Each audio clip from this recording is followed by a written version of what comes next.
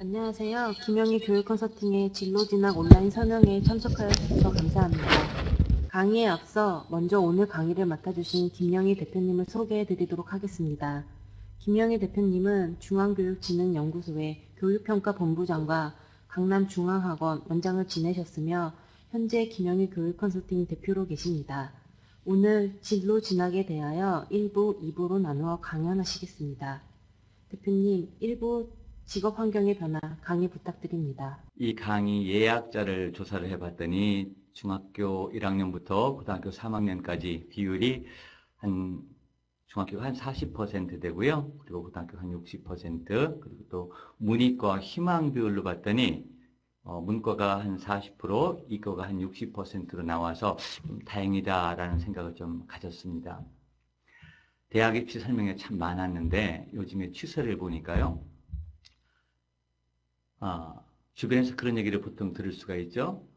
아버지가 의사면 자식도 의대를 경우가 상당히 많고요. 그리고 아버지가 판검사일 경우는 역시 또 자녀가 판검사가 될 확률이 상당히 높고, 또 가깝게는 아버지가, 어머니가 교사인 경우 자식도 그렇게 또 교사가 되는 경우가 많습니다. 결국 부모가 자식에게 미치는 전공이나 직업에 지대한 영향을 미친다는 걸 알 수가 있습니다. 이런 점에서 이번 강의의 목적은 주로 우리 어머님들이나 아버님들이 우리 자녀가 대학을 선택하고 학과를 선택할 때 보다 더 중요한 것은 그 뒷단인 직업을 염두에 두고 선택하는 것이 굉장히 중요하다는 것을 강조하기 위해서 만든 이번 강의입니다. 그 점을 기억하시고 다음 내용을 설명해 드리도록 하겠습니다. 강의는 1부에서는요, 진로교육의 중요성하고 미래 유망 직업이 어떤 것이 있는가, 그리고 국내에서 8개 전문직에 대해서 간략하게 알아보는 시간을 갖도록 하겠습니다. 입시에 성공하고도 취업에 실패하는 시대에 어느 시대인가 하면 바로 오늘 우리나라가 현재 놓여있는 현실입니다. 이게 작년도 조선일보 2014 취업전쟁 보고서에 보면요, 서울대 국문학과, 사학과, 사회학과 졸업생, 그리고 연세대 정외과, 경제학과 굉장히 우수한 대학의 학과를 졸업했죠.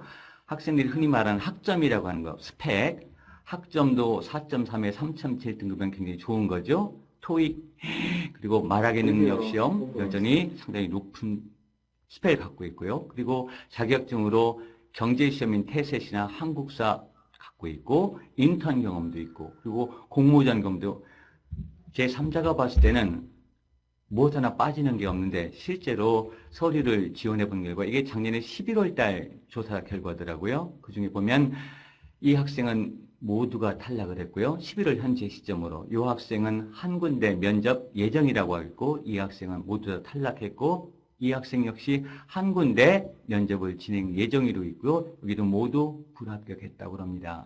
이것이 이제 극단적인 사례가 될 수 있을지는 모르겠는데, 과거와는 달리 이 정도 명문대 인기학과 나오는 대부분의 대학들이 기업에서 다 취업이 되는데 쉽지가 않다는 현실을 이제 이 기사와 볼 수가 있습니다. 참고로 작년도 4년제 취업률이 54.8%였다고 합니다. 왜 이런 현상이 벌어졌는가 하면요, 지금 우리가 1980년대, 90년대, 2000년대, 2010년대, 2015년대, 지금 여러분 어머님들이 아마 대학을 다녔을 때쯤이 아마 1990학년도쯤 될 겁니다. 이걸 가정을 놓고 봤을 때 그 당시 대학 가겠다는 학생 수가 65만 명 정도 됐고요. 4년제 대학이 124개 대학에 20만 8천 명을 모집했고, 전문대학이 117개 대학에 11만 4천 명, 그래서 전체 241개 대학에 32만 3천 명을 모집을 했습니다. 무슨 얘기인가 하면 100명 중에 32명이 4년제 대학을 갖고 전문대가 17명을 갖고 전체 합하면 절반이 대학을 갔다는 거지요. 근데 지금 우리 아이들이 대학 가는 시점에서는 어떤 일이 벌어졌는가 하면 전체 수능 지원자가 64만 명인데 모집 인원이 36만 명, 100명 중에 57명이 4년제 대학을 가고요. 전문대까지 포함하면 90%. 결국 우리 주변에 100명 중에 90명이 대학생이라는 겁니다. 극단적으로 20만 명이 졸업할 때랑 지금 36만 명이 졸업 후에 나왔을 때를 생각해보면 그만큼 대학생 수는 늘고 그리고 일자리는 제한되어 있다는 거죠. 이렇기 때문에 이제는 4년제 대학을 나왔어도 취업하기가 굉장히 어려운 시점에 와 있다. 환경이 바뀌었다는 현실입니다. 그래서 이제는 과거와는 달리 1980년대만 해도 4년제 대학 모집 인원이 12만 명에 불과했어요. 100명 중에 24명이었죠. 결국 이 당시만 해도 4년제 대학을 졸업하면 웬만한 기업에 다 취업이 됐는데 지금은 60%가 나오다 보니까 취업 자리가 없다는 얘기가 됐습니다. 결국 환경이 그만큼 바뀌었기 때문에 이런 사실을 염두에 두고 우리 아이들이 앞으로 대학과 학과를 선택할 때 신중해야 된다는 얘기를 드리는 겁니다. 관련해서요. 청년 취업 중에 공무원 시험 쏠림 현상 극심 그렇게 되어 있습니다. 이게 2015년도 통계 자료입니다. 취업이 안 되다 보니까 우리 대졸 취업생들이 일반 기업의 18.9%를 준비하고 있고 언론사나 국영기업, 공영기업의 8.5%, 교사가 되기 위해서 5.1%, 일반직 공무원 가기 위해서 35%, 고시나 전문직을 준비하는 가 9.8%로 나와 있습니다. 공무원 준비가 상당히 많지요? 참고로 금년 9급 공무원 시험에 3,700명을 선발했는데 무려 19만 명이 지원해서 경쟁률이 51.6대1을 벌였습니다. 결국 기업체에 들어가기도 어렵고 언론사 들어가기도 어렵고 공부를 통해서 갈 수 있는 길이 공무원밖에 없다는 현실로 대부분의 학생들이 여기에 몰리고 있는 것이 오늘날 우리의 현실인 것입니다. 관련해서 한국직업능력개발원에서요. 2014년 조사한 결과에 하면은 우리 초, 중고 학생들이 미래에 어떤 직업이 될 것인지를 좀 조사를 해봤더니 대략 30%는 아예 희망 직업이 없고 70% 정도는 그래도 어느 정도 직업을 생각하고 있더라. 그리고 30%는 전혀 상태를 이제 생각을 안 하고 있다는 것이죠. 진로교육과 관련해서 사람인이라는 회사에서 금년에 8월에 조사한 결과인데요. 우리 학생들이 졸업 후에 어렵게 취업을 했는데 1년도 안 되고 퇴사하더라 이 말이죠. 왜 퇴사하는 걸 조사를 해봤더니 직무가 내 적성에 맞지 않다. 그리고 생각했던 업무가 아니더라. 결국 같은 거지요. 그건 80% 학생들이 어떤 시기든 내가 하는 일에 만족을 못하기 때문에 그 어렵게 들어가서 대기업에 들어가도 그만두고 나오더라. 이런 현실입니다. 결국 일자리와 자기 적성이 매치가 안 되는 현실을 보여주고 있습니다.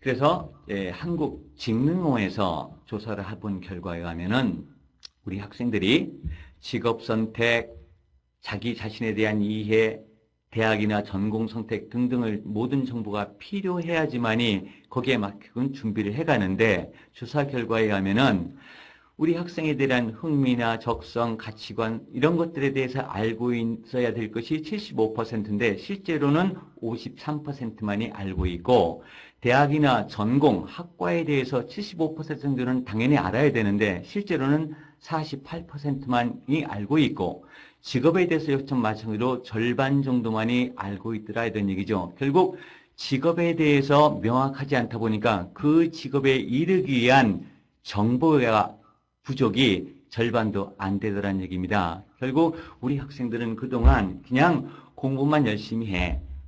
그러면 돼. 이런 식으로 초, 중, 고를 지내온 결과 이제 막상 대학 졸업 후에 직업이라는 엄청난 벽에 부딪혀서 들어가기도 어렵고 들어가서도 다시 나오는 이런 굉장히 어려운 상황에 놓이게 돼서 향후에는 이런 부분에 대한 중요성이 굉장히 강조돼야 된다는 것을 알 수가 있습니다. 앞에서 얘기했던 정보 50% 그나마 알고 있는 것 중에서도 우리 학생들이 그 정보를 영향을 준 사람들이 보니까 부모가 가장 41.5% 영향력이 컸고요. 그 다음에 형제, 친척 합하면 결국 가족이겠죠. 한 절반 정도는 부모나 형제, 친척으로부터 진로에 대해서, 직업에 대해서, 대학에 대해서, 학과에 대해서는 정보를 취득하고 있었다는 얘기죠. 나머지는 인터넷으로 10%, 친구, 선후배한테 8%, 그리고 TV, 라디오 7.3%, 담임 선생님이나 학원 선생님의 경우는 10% 채 되지 않았습니다. 이렇게 봤을 때 우리 학생들에게 직업에 대한 정보를 가장 영향을 미칠 수 있는 것이 부모, 형제, 친구 이렇게 굉장히 중요하다. 그래서 앞으로는 우리 부모님들이 이거에 대한 정보를 더 많이 수집할 필요가 있다라고 해석할 수 있습니다. 그러면 우리 부모님들이 이런 정보를 어떻게 입수하는 것을 조사를 해봤더니요. 부모님들 친구를 통해서 얻는 비율이 저 50%가 넘었고, 그리고 TV나 라디오 등 방송 매체를 통해서 얻는 것이 55% 됐고요. 그 다음에 진로 교육 관련 책을 읽어서 정보를 얻거나 아니면 블로그 등 사이트를 통해서 얻거나 학교 담임교사나 진로 상담 선생님을 통해서는 한 30% 정도를 취득하고 있었습니다. 결국 부모님의 동기, 친구들이 가장 영향이 컸다는 것을 알 수가 있고요.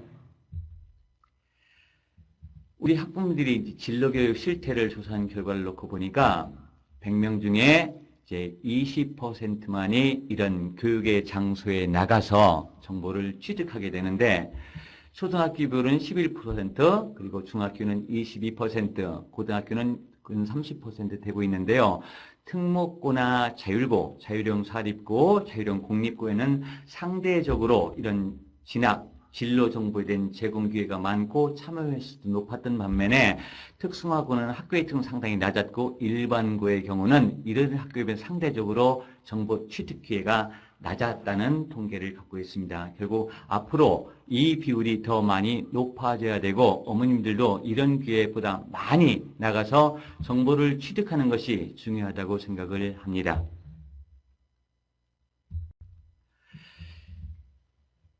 학부모의 취업에 대한 인식조사 결과인데요. 자녀들에 대한 기대로 여전히 대기업만을 선호하고 있더라. 당연히 그렇겠죠. 이 뒤에 예를 들 것 같으면요. 소프트웨어를 자동으로 만들어주는 솔루션 개발 회사인 원더풀 소프트라는 중소기업이 있는데요. 이 회사가 학생들이 대기업만 선호하고 유능한 학생들이 지원을 하다 보니까 광고를 냈답니다. 중소기업이라는 이유로 신입사원 연봉 4천만 원 줄 테니 와달라 이런 얘기죠. 얼마 전 최근에 금년도 2015년도 100인 이상 대기업의 연봉 실태를 조사한 결과면 100명이면 중소기업이 굉장히 크지요. 금년도 대졸사원의 초임이 월 2,900만 원 정도 돼요. 그것이 연봉으로 따지면 한 3,500만 원 정도 됩니다. 중소기업의 경우는 월 200만 원 정도를 조금 넘게 주거나 같게 줍니다. 연봉 한 2,400, 500 정도 되겠죠. 이 정도 받고도 미래를 보고 선택할 수도 있어야 되는데 오늘날의 현실은 이 38만이라는 수험생들이 똑같은 대학 교육을 받았기 때문에 낮은 연봉으로는 취업을 안 한다는 거죠. 그래서 대기업만 놓고 공부하는 현상이 벌어지다 보니까 4년 만에 졸업하지 않고 5년, 6년 걸려서 졸업을 유예한다거나 이런 현상이 벌어지고 있는 거지요. 이 요인 중에 하나는 우리 부모님들의 경우도 여전히 대기업만 선호하고 나머지 중소기업 가는 것에 대해서 반대하기 때문에 우리 학생들에게 어느 정도 영향을 미쳤지 않았나 이렇게 생각을 해봅니다. 대신 문제는 대기업에서 뽑을 수 있는 인원이 한정되어 있기 때문에 이 역시 만만치가 않다는 거죠. 그래서 저희가 생각을 해봤습니다. 현재 왜 이런 일이 벌어졌는가에 대해서 여러 가지 원인이 있겠지만 크게는 우리 학생들이 초, 중, 고, 대학까지 공부를 하고 좋은 대학하고 좋은 학과를 나오는 이유는 여러 가지 요인 중에 하나가 졸업 후에 학생이 원하는 직장을 얻어서 만족하게 삶을 이룩하려고 한다고 생각을 합니다. 그런 점에서 우리 학생이 원하는 직업이 무엇인지를 아는 것이 굉장히 중요하죠. 그래서 통상 진로, 직업을 선택할 때 고려하는 요인이 우리 학생이 타고난 지능이나 적성적 결국 잘할 수 있는 영역이겠죠. 어떤 학생은 운동에, 어떤 학생은 미술에, 어떤 학생은 공부에, 아마 지능은 다양한 부분이 있을 거예요. 잘할 수 있는 영역, 또 우리 학생의 가치관이나 흥미, 성격, 좋아하는 걸 얘기할 수 있겠죠. 직업을 선택하는데 잘할 수도 있고 좋아한다면 더 할 나위가 없겠죠. 그리고 미래 직업 전망, 20년, 30년 전에 유망했던 직업이랑 오늘날 유망한 직업이랑 앞으로 유망할 직업을 놓고서 직업을 선택하는 것이 중요하다는 거죠. 그리고 아무리 좋은 직업을 갖고 싶어도 성적이 나쁘면 원하는 대학 학교를 갈 수가 없었습니다. 근데 결국 직업과 대학과 전공을 선택하기 위해서 현재까지는 적어도 얼마 전까지는 이 모든 네 가지 요인 중에서 성적이 가장 큰 영향을 미쳤더라는 얘기죠. 그러다 보니까 원하지도 않는 성적에 맞춰서 대학도 가고 원하지도 않는 전공을 선택하고 그러다 보니까 졸업 후에 취업도 안 돼. 이런 현실이 벌어졌던 거죠. 그래서 앞으로는 성적도 물론 중요한 요인이 됩니다. 이 성적, 미래 직업 전망, 적성, 가치관 이 네 가지를 종합해서 순서가 대학이 먼저가 아니라 진로, 직업을 먼저 생각하고 그 다음에 거기에 맞는 전공학과를 선택하고 그리고 성적 수준에 맞는 대학을 선택하는 이런 과정으로 바뀌어야지만이 보다 성공적인 삶을 살 수 있겠다라고 생각을 해봅니다. 두 번째 파트로요. 이제 외부 직업 환경 변화에 대해서 살펴보도록 하겠습니다. 잘 알다시피 페이스북 창설자인 마크 저커버그가 있죠. 이 사람 보니까 이 전공이 2002년 9월에 하버드 대학을 입학을 했어요. 보니까 컴퓨터 과학과랑 심리학을 전공할 계획으로 입학을 했다고 합니다. 그리고 2004년에 이 페이스북을 만들어서 엄청나게 잘 나가고 있죠. 이 양반이 한 얘기가 할 수만 있다면 재능이 있는 엔지니어를 채용하고 싶어 한다. 근데 그런 엔지니어가 많지 않더라는 얘기를 한 거고요. 그래서 지금 하버드 대학에서 가장 인기 있는 강의가 컴퓨터 과학, 이 친구가 전공한 거죠. 이 과학 입문을 하버드 대학 1, 2, 3학년 학부생 전체의 12%가 이 과목을 수강하고 있다고 합니다. 즉 졸업 후에 컴퓨터 쪽을 모르면 원하는 직업 내지는 어떤 직업이든 취업하기가 어렵다는 것을 인식하게 된 거죠. 이런 차원에서 우리나라도 2018년부터 중고등학교에 소프트웨어 교육을 실시할 계획으로 있습니다. 그런데 2014년 직능원 조사 결과에 하면요, 우리 중학교 학생들 이 꿈이 교사, 의사, 운동선사 쭉 이렇게 10위까지 되어 있고요. 그리고 여학생은 이렇게 되어 있습니다. 반면에 우리 어머님들은 의사, 교사, 경찰관 이렇게 되어 있습니다. 가만히 이 표를 보시면요, 부모님이 원하는 직업이랑 우리 학생이 원하는 직업이 거의 일치한다는 것을 알 수 있습니다. 여학생도 거의 마찬가지죠. 다른 것은 어머님들은 군인이나 회사원을 요구했는데 우리 이 친구들은 이 부분이 없고 연예인이나 프로그래머 쪽을 선택했다는 거지요. 전체 흐름을 놓고 보면 1등과 2등이 교사와 의사입니다. 결국 어머님들의 경우는 우리 자녀들이 보다 안정적인 직업을 선호하고 있고요. 그리고 어머님들이 알고 있는 직업 범위 내에서만 우리 아이들이 희망 직업을 선택한다는 거죠. 결국 우리 어머님들이 알고 있는 이 직업의 범위가 다양하고 다양할수록 우리 학생들은 그만큼 이 정보를 많이 알아서 이 순위도 많이 영향을 미칠 것으로 생각을 하고 있습니다. 고등학교를 보더라도요, 순위가 중고랑 똑같이 1등은 교사, 의사입니다. 부모님들은. 우리 학생들은 바뀌었죠. 교사, 과학자, 교사, 연예인, 프로그래머, 연예인, 법조인, 군인, 경영자, 연예인 요 부분만 다른 겁니다. 고등학교 엄마들도 여전히 평생 직장인을 선호하고 있는 반면에 우리 학생들은 그나마도 경영자는 좀 도전적인 직업이죠. 연예인은 충분히 이해할 수 있다고 봅니다. 그리고 프로그래머 자체도 제가 봤을 때는 어머님들보다 훨씬 더 앞서가는 선택이라고 보여집니다. 이 메시지는 뭔고 하면 부모님들이 보다 다양한 직업에 대해서 알고 있을수록 우리 학생들도 보다 다양한 직업에서 고민하게 된다는 거죠. 그래서 앞으로는 이런 부분이 조금 더 다양화될 필요가 있다고 생각을 합니다. 이 부분은요, 대한상공회의소에서 미래에 유망한 직업군을 조사해 놓은 것인데 제가 봤을 때도 상당히 의미 있는 직업 분야라고 생각을 해서 요약을 해봤습니다. 첫 번째가 세계화 분야입니다. 요즘은 인터넷 발달으로 인해서 세계가 그냥 일일 생활권으로 넘어갔죠. 특히 인터넷 때문에. 그래서 다양한 무역 활동이 벌어지면서 국제 분쟁이 많이 일어날 것으로 예상이 됩니다. 그래서 국제법 학자가 유망하고 마찬가지로 지역 전문가, 통상 전문 직업 관료, 무역 전문가, 항공기, 스튜어디스, 정비사, 통역사, 세계와 관련해서 이런 직업들이 미래에 유망할 것이라고 생각을 합니다. 당연히 저도 이 부분에 동의를 합니다. 두 번째로 서비스 분야로 해서요. 제조업과 달리 감정 서비스, 감정 평가사, 요즘 대학생들이 인문계가 갖고 준비하는 전문 직종 중에 하나가 감정 평가사입니다. 보통 토지와 건물에 대한 가치를 평가하는 전문 직업이죠.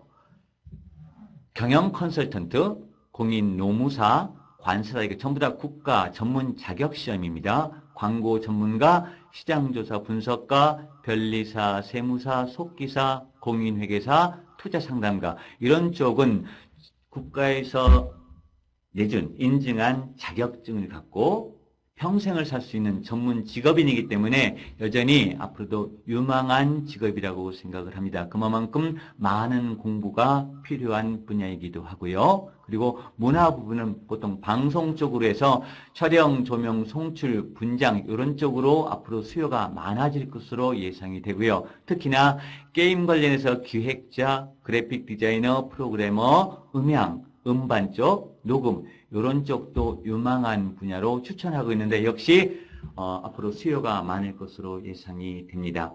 그리고 웰빙 분야 쪽으로 해서요. 이제 국민소득이 높아지다 보니까 여행, 아로마 테라피 관리는 이게 향수 전문 관리라고 나와 있더라고요. 그리고 다이어트, SD 이것도 역시 체형 관리 쪽에 있습니다. 운동 처방사, 펜션 이런 쪽도 미래 유망한 직업이 될 것이다. 유망한 직업이 돼갖고 다 되는 건 아니겠지만 수요가 늘어나는 직업이라고 이해하시면 될 것 같습니다. 정보화 분야요.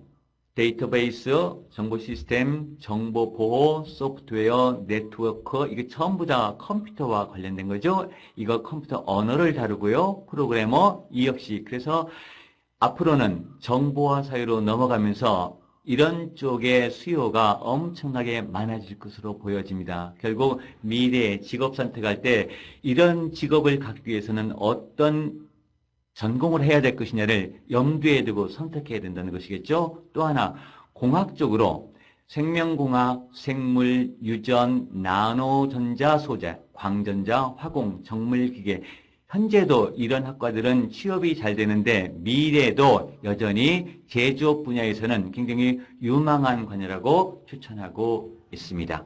그리고 노령화 세대가 되면서 노인 관련 전문의 그리고 작업치료사, 신체의 이제 부족함을 재활 쪽에 가까운 전문직이죠. 케어, 음악, 가정 전문의, 핵의학, 물리치료사, 성형 전문의 쪽으로 여전히 직업 수요가 늘어날 것으로 예상하고 있습니다. 그리고 현재 시점에서요. 이게 2010년에서 2011년 759개의 대학의 직업을 조사한 결과인데요. 이 표는 인문자연 현황을 보여주기 위해서 구분해 놓은 자료입니다. 이건 기업 CEO, 국회의원, 대학교 총장은 인문자연 구분 없이 공통으로 분류를 해봤습니다. 이 당시 연봉이 1억 내외도로 조사가 됐고요. 인문계 학과를 나와서 갈 수 있는 직업이 변호사, 판사 되겠죠. 행정부, 즉 행정고시 봐서 아니면 7급 공무원 봐서 갈 수 있는 직 되고요. 회계사가 랭킹에 올라와 있고요. 그리고 예체능으로는 프로야구 선수, 그리고 자연계 쪽 1등이 도선사 1억이 넘습니다. 2010년 당시 성형외과 의사, 항공기 조종사 쭉 놓고 보면 거의 다가 의사 내지는 교수로 이루어져 있습니다. 공대 도선사가 되려면 한국 해양대 항해학과 나와야 되겠죠. 이쪽 공대 쪽으로는 도선사가 있고 항공기 조종사만이 나와 있고 여전히 대부분은 의사와 교수로 이루어져 있다. 연봉이 많은 순입니다. 반면 미국이요. 이게 작년도 조사 결과인데요. 참 그전에요. 이 표를 잠깐 보시죠.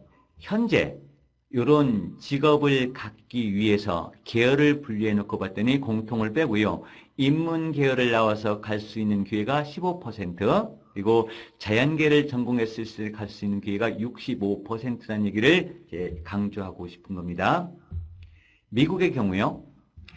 2014년 GDP가 순위가 미국이 9등이었는데 9위 세계에서 그 당시 5만 3천 달러였고요. 대한민국이 32위로서 2만 4천 달러, 아직 3만 불 시대가 안 됐죠.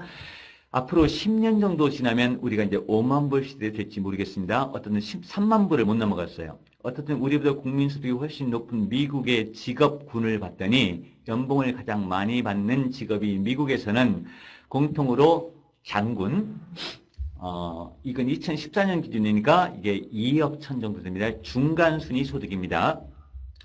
온라인, 요즘은 웹상에서 모든 것이 이루어지죠, 있죠? 그래서 온라인으로 판매를 책임지고 있는 사람의 연봉이 1억 천, 그리고 CEO가 1억 천 정도 되고요. 인문계열 쪽으로 여전히 높은 게 변호사, 판사, 인사관리자로 분류가 되어 있습니다. 그리고 자연계열 쪽을 놓고 보면요. 여기도 역시 의사가 대부분이죠. 외과, 일반, 정신과, 치과 의사, 여기 중에 석유 엔지니어, 항공교통 관제사, 물리학자, 천문학자, 핵 엔지니어, 항공우주 엔지니어, 수학자. 우리와는 달리 의사 부분이 상당히 빠져 있죠. 미국의 특성상 미국은 보니까 석유가 굉장히 많이 나지요. 그래서 그쪽에 대한 수요와 예측이 많아서 석유 관련 전공자들의 수요가 굉장히 많은 것으로 추정이 됩니다. 역시 땅이 높다 보니까 항공 쪽도 굉장히 많은 수요가 필요하고요.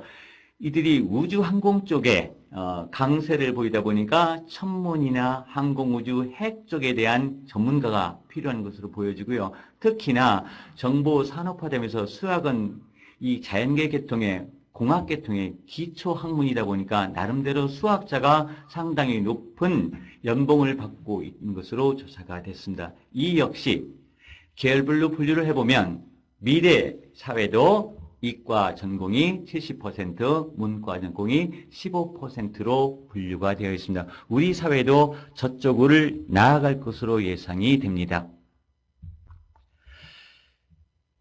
앞에 부분은 연봉 순으로 매긴 거고요. 이 자료는 직업이라는 것이 연봉 좋다고 최고는 아닐 수가 있지 않습니까? 결국 직업, 스트레스가 얼마만큼 있느냐, 없느냐, 그리고 직업 전망으로 올라가느냐, 내려가느냐, 그리고 업무 환경이 쾌적한가, 불쾌한가, 이 네 가지를 종합해서 다시 랭킹을 세웠더니 1등이 수학자로 나왔습니다. 그리고 2등이 대학 종신교수였고요. 3등이 통계학자였습니다. 그리고 그 밑으로 청각치료 전문가, 치위생사, 여기 보면 연봉은 높지가 않습니다. 하지만 이 연봉 외에도 업무 환경이나 스트레스 종합적으로 봤을 때 상위 직종에 속한다는 거지요. 그래서 우리 학생들은 이제 경우에 따라서는 연봉이 최우선 가치가 있을 수가 있고요. 어떤 학생은 업무 환경 쪽으로 볼 수 있겠고 어떤 사람은 다 몽땅 다 필요한 거 있을 거 생각이 됩니다. 중요한 것은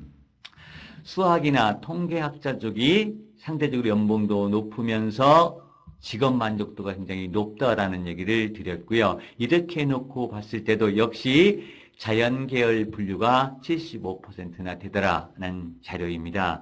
지금까지 국내 외국 사례를 들은 것은 미래 직업은 인문 쪽보다는 자연 쪽이 기회가 훨씬 더 많다라는 것을 강조하기 위해서 이 자료를 작성해 보았습니다. 마지막 세 번째 파트는요, 우리나라에서 인기 있는 8개 직업에 갖는 방법에 대해서 조금 안내를 해드릴까 합니다. 아시다시피 서울대 법대, 연대 법대, 고대 법대 전국에 로스쿨이 25개 대학이 있습니다. 이 25개 대학은 결국은 법대가 없지요. 법대 대신 로스쿨을 만드는 겁니다. 그게 2009년도입니다. 그래서 지금 앞으로는 판검사가 되기 위해서는 학부에서는 불가능하고요. 4년제 전공과 무관하게 4년제 대학을 졸업한 후에 법학 적성 시험을 리트 시험을 보고 25개 로스쿨이 개설되어 있는 대학들입니다. 그리고 그 대학마다 특성화 분야가 조금 다 달리 놓여져 있어요. 그리고 이 로스쿨을 졸업 후에 변호사 자격시험을 봐야 됩니다. 2,000명이 졸업한데 그 변호사 합격률은 85% 정도 되었고요. 1,500명 정도만 합격을 시키고 500명은 탈락시키게끔 되어 있습니다. 어떻든 앞으로 판사, 검사, 변호사가 되려면 로스쿨을 반드시 가야 된다 하는 거고요. 참고로 로스쿨 1기, 2기, 3기 졸업생들이 10대 로펌에 취업한 현황을 조사해 봤더니 330명 취업자 중에 서울대, 연대, 고대 출신 로스쿨 합격자가 전체의 76.4%라는 통계입니다. 결국 로스쿨은 25개로 많지만 유명 로펌에 취업하기 위해서는 여전히 명문대학 로스쿨이 굉장히 중요하다는 것을 시사하고 있습니다. 두 번째는 교직입니다. 교직은 초등교사는 교육대를 가면 되고 아시다시피 중등학교 교사는 사범대학을 가서 전공 임용고시를 합격하면 되는데요. 여기서는 초등학교만 살펴보도록 하겠습니다. 전국의 교대가 서울교대, 경인교대, 공주교대 등 전국의 각 시도마다 한 개씩 교대가 있고요. 그리고 이 교육대 외에 한국교원대의 초등교육과가 125명 선발하고 이화여대 초등교육과 140명 그리고 제주대 초등교육과 115명 여기를 졸업하게 되면 초등학교 교사가 될 수가 있습니다. 여기 10개교가 뽑고 있는데요. 이들 대학에 가기 위해서는 어떻든 무조건 교대를 가야 되고요. 점수는 우리 학생들이 고등학교 갔을 때 수능시험, 언어, 국어, 수학, 영어, 그리고 사탐 또는 과탐 4개 영역 총점이 표준 점수가 515에서 500점, 적게는 500점, 많게는 515점 정도인데 이걸 100점 만점으로 환산하면 93점에서 96점 정도 됩니다. 등급으로 보면 1등급에서 1.5등급 사이 정도를 수능을 유지하게 되면 요를 초등학교에 가서 교사가 될 가능성이 높고 앞으로도 이 초등학교 교사는 여전히 선호도가 높을 것으로 생각이 됩니다. 의사입니다. 이게 과거 얼마 동안은 의학전문대학원이 됐는데요. 작년부터 의학전문대학원을 포기하고 대다수 학교들이 학부 모집으로 돌아섰습니다.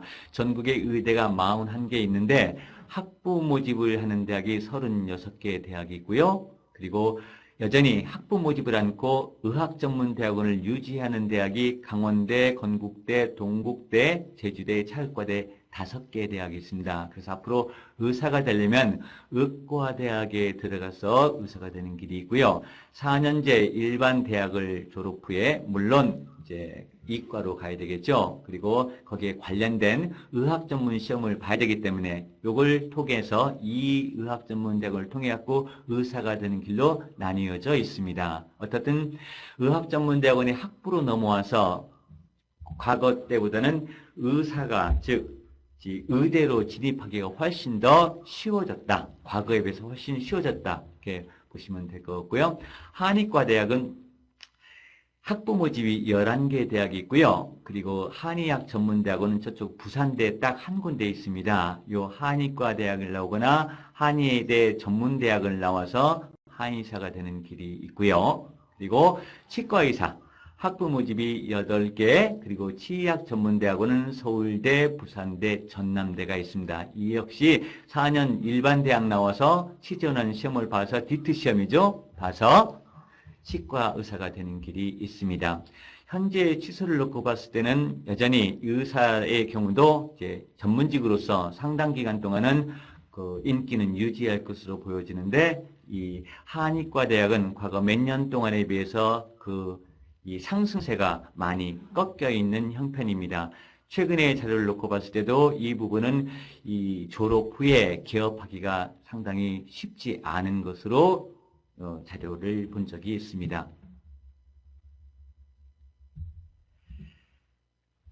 수의사 부분입니다. 지금도 주변에 그 반려견을 기르는 경우가 많이 있죠. 전국에 10개 수의과 대학에서 473명을 뽑고요. 대부분이 국립대학교에 개설되어 있고 사립으로는 유일하게 건국대학교 수의예과만 있습니다. 이 수의예과는 학부 모집밖에 없어요. 그래서 예과 2년, 본과 4년을 마치고 수의가 국가고시를 통하면 수의사 면허를 취득하는데, 이 점수는 의예과보다는 점수가 조금 낮습니다. 그래서 그 4개 영역 점수가 499점에서 512점, 100점 만점으로는 93점에서 96점 사이가 됩니다. 지방 수의대는 점수가 조금 낮아도 갈 수가 있고요. 어떤 사람들의 말에 의하면은, 수의과도 미래 유망한, 직업 중에 하나라고 하는 분들이 꽤 있습니다.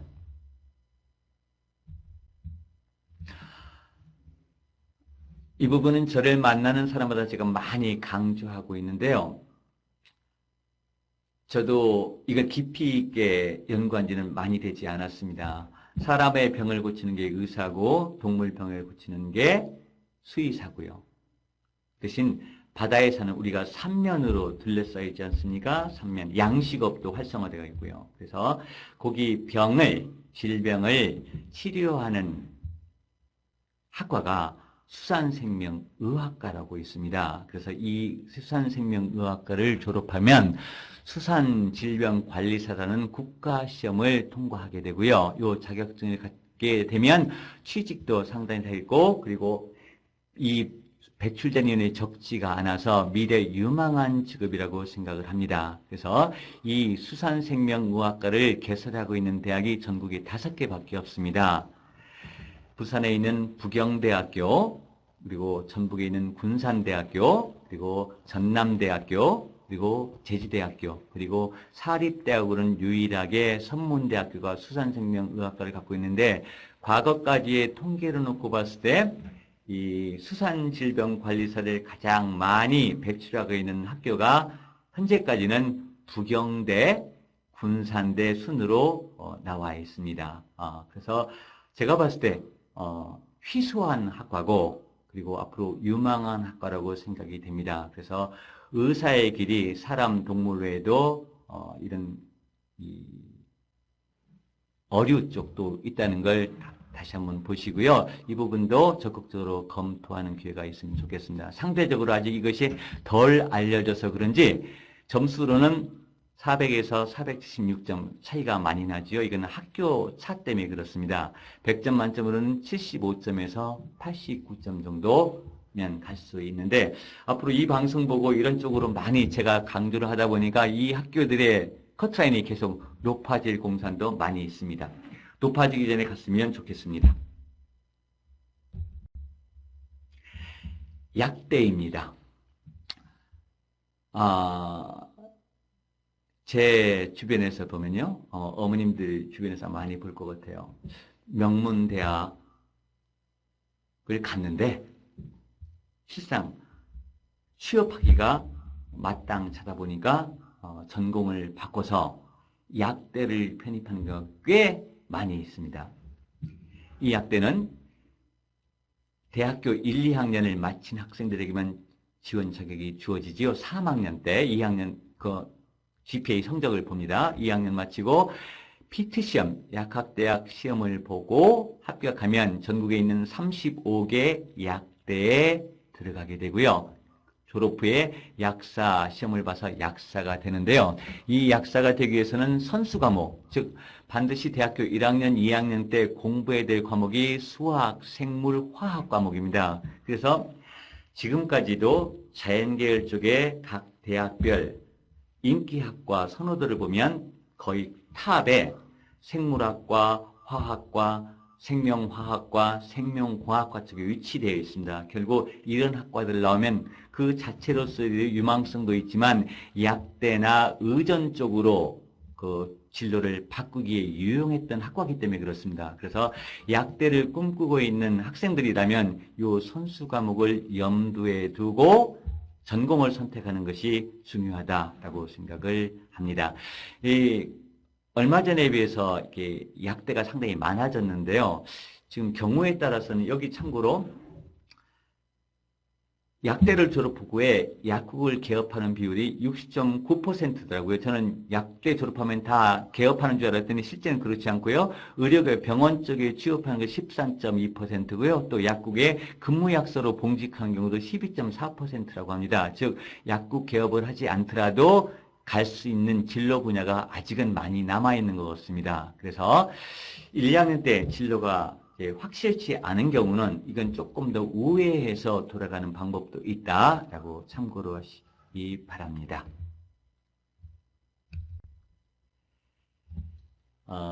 항공기 조종사 분야입니다. 일전에 이제 모 항공사 에서 초청해서 이제 항공사 임직원 자녀들을 대상으로 한 입시 설명회를 갔다 온 적이 있습니다. 그래서 그쪽 관계자한테 이제 조종사에 대해서 직업에 대해서 제 직업이 입시를 하다 보니까 만나는 사람마다 직업 전망에 대해서 물어보게 되죠. 그때 역시도 조종사에 대해서 물어본 적이 있습니다. 그 당시만 해도 부기장쯤만 하더라도 연봉이 그 8천이 넘는다고 하시면서 벌써 몇 년 됐거든요. 그러면서 나름대로 굉장히 괜찮은 직업이라는 얘기를 들은 적이 있습니다. 이런 조종사가 되기 위해서는요, 공군사관학교에 입학해서 조종 분야로 입학해서 군 조종사로 10년 내지 13년간 전투기 운항 경험을 의무 복무를 하게 되면 경력자로 여기에 취업할 수 있다고 그러고요. 4년제 일반 대학 항공운항과를 나와서 이런 과정을 밟아서 항공사 이 조종사가 되는 길이 있다고 합니다. 그래서 이 세종대학교 항공시스템공학과의 공군 계약학과로 요 해군장교, 공군장교 되는 길이 있습니다. 그리고 영남대 항공운항과가 있고요. 여기 공군 조종장학생 역시 관련되는 학과입니다. 그리고 유명한 한국항공대 항공운항과에서 59명을 선발하고 있고요. 그래서 꿈이 조종사인 경우 미래 직업도 괜찮고 아까 미국에서 보다시피 굉장히 미래 유망한 직종으로 나와 있지 않습니까? 이런 경우는 항공 관련 쪽으로 진로를 잡아서 미리미리 준비하면 기회가 올 수 있다라고 생각을 합니다. 마지막으로 변리사 쪽입니다. 얼마 전에 보니까 국내 최고로 연봉이 높은 직업이 변리사라고 한번 기사를 본 적이 있는데요. 특히 오늘날처럼 세계화시도 하고 각국 간의 기업들이 특허 분쟁이 일어나지 않습니까? 얼마 전만 해도 삼성이랑 애플과 쟁송이 벌어졌죠. 이들을 조종하는 것이 변리사라고 합니다. 그래서 이 변리사가 되는 길은 일단 변호사를 합격해서 특허청에 등록하면 변리사가 되고요. 또 하나는 특허청 공무원으로서 7급 공무원은 10년, 5급 공무원은 5년 정도 근무하면 변리사 1차 시험을 면제해주고 2차 시험에서는 필수 2개를 그만큼 변리사 자격증이 따기 쉽다는 거겠죠. 그래서 변리사를 취득하고요. 아니면 아예 변리사 1차, 2차 시험을 통과한 학생들이 특허법률사무소에서 수습 후에 변리사가 되는 길이 있는데 지금 국내에 있는 변리사 분포를 보니까 변호사를 통해서 된 변리사가 전체 58%고요. 공무원 출신이 7%, 그리고 변리사 시험을 통과한 패스가 35%로 합니다. 그래서 이 부분은 다음 시간에 좀 설명을 드리겠지만 이과생들에게 굉장히 유리한 과목입니다. 그리고 공무원으로 특허청으로 들어가서 전문 자격증을 딸 수 있는 기회도 있으니까 이 세 가지를 염두에 두고 목표를 세워서 가는 방법도 좋은 방법 중에 하나라고 생각을 합니다. 블락해 시간 제한 때문에 왔는데 여기로 일부 강의는 마치도록 하겠습니다.